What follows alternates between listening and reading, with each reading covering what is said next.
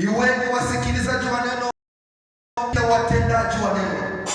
Msiwe tu wasikilizaji wa neno, lakini tuwe watendaji wa neno. Hizo njia hazitakuwa nafasi. Neno la Mungu linasema katika kitabu cha Wagalatia sura ya 5 mstari wake wa 19, maneno ya Mungu inaonyesha baadhi ya mambo yasiyompendeza Mungu. Baadhi ya maneno ambayo ukiyatenda yatakubeba jehanamu. Maana mnasema usharati, ulevi, kusema uongo, ulafi, uchawi, wanafiki, watu wenye wivu, wenye kusema uongo, watu wenye kutetana, watu na baadhi ya mambo mengi. Watu kama hawa sawasawa na maneno ya Mungu hawatauona ufalme wa mbinguni. Sio mimi nimesema, lakini ni maneno ambayo imeandikwa katika kitabu cha Wagalatia.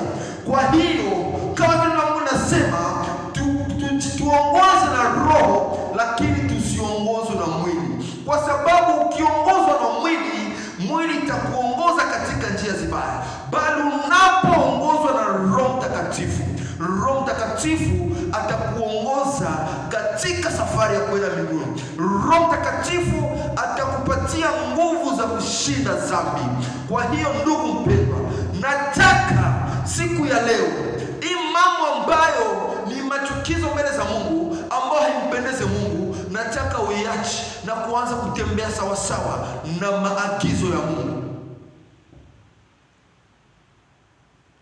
Fundisho kama na hii haifurahishi watu wengi, lakini nakuambia kwamba ni msaada kwa taifa lote, ni msaada kwa generation ya masiku.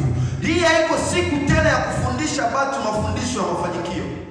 Hii ni wakati ya kutayarisha watoto wa Mungu katika safari nzuri ya kwenda mbinguni.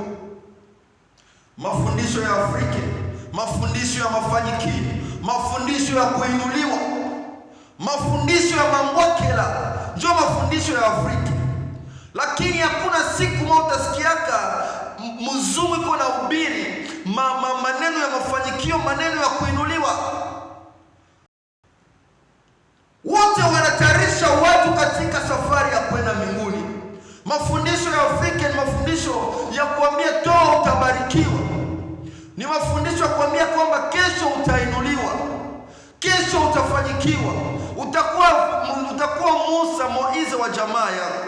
Lakini mafundisho ya Europe ya watu wa mbali wazungu ni mafundisho ya kuambia watu wajitayarishe, Kristo Yesu anakuja. Angalia watumishi wa Evangelist Nathan, wa Renard Bonk, angalia mafundisho ambao walikuwa nayo.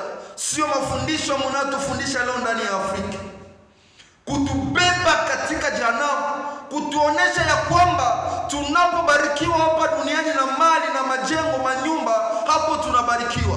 Kitu ambacho mimi najua ya kwamba baraka zetu ni wakati majina zetu zinaandikwa katika kitabu ya uzima, hapo tunabarikiwa.